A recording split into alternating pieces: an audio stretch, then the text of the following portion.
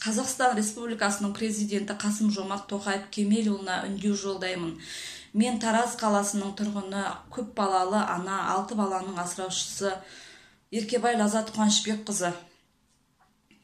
Мен Тараз қаласының қиын жағдайда қалған азаматтарды қайта әлеуметтендіру орталығына 2018 жылдың 1 қаңтарынан бастап сол мекемеге жұмысқа тұрдым.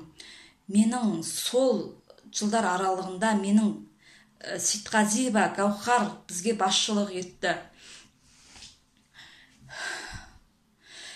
2020 жылы август айында бастығымыздың заңсыз әрекетін әшкерлеп видеоға түсіріп, бейне жазбаға түсіріп алғаным үшін мені бастығым жұмыс істеуіме мұрша бермей, маған түрлі жала жауып, кезекшілігімде бір Құдайберди деген науқастың қайтыс болуына сен кінәлісің деп маған жала жапты.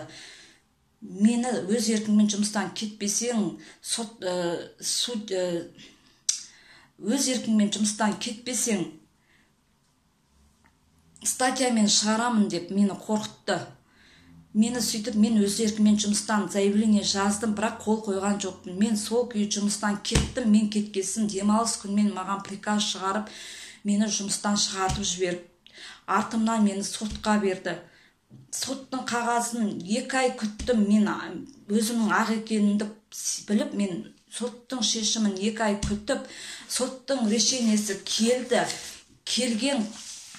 менің ешқандай кінәм жоқ екенін дәлелдеп, маған қолыма қаулымды ұстатты.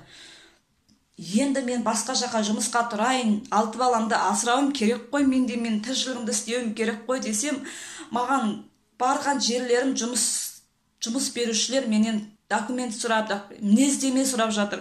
Жұмыс істеген жеріңізден мінездеме әкел дейді. Мен сол мінездемені алайын деп барсам, маған мінездемеме басқа жерге қабылдамайтындай қылып, маған ерексіп, әдейі, ешқандай кінәм жоқ болса да, маған басқа жерге жұмысқа тұрмайтындай қылып мінездеме беріп, маған осындай мінездеме берді. Мен Қасым-Жомарт Тоқаев Кемелұлы, мен басқа құзырлы органдарға да, әкімшілікке де, барлық жерге, интернетке де, барлық жерге салдым біздің құйтырқы әрекетін бастығымыз Сейтқазиеваның. Бірақ ешқандай әділ шешім аламадым. Мен сізден үміттенемін, маған әділ шешімін шешіп беруіңізді сұранамын.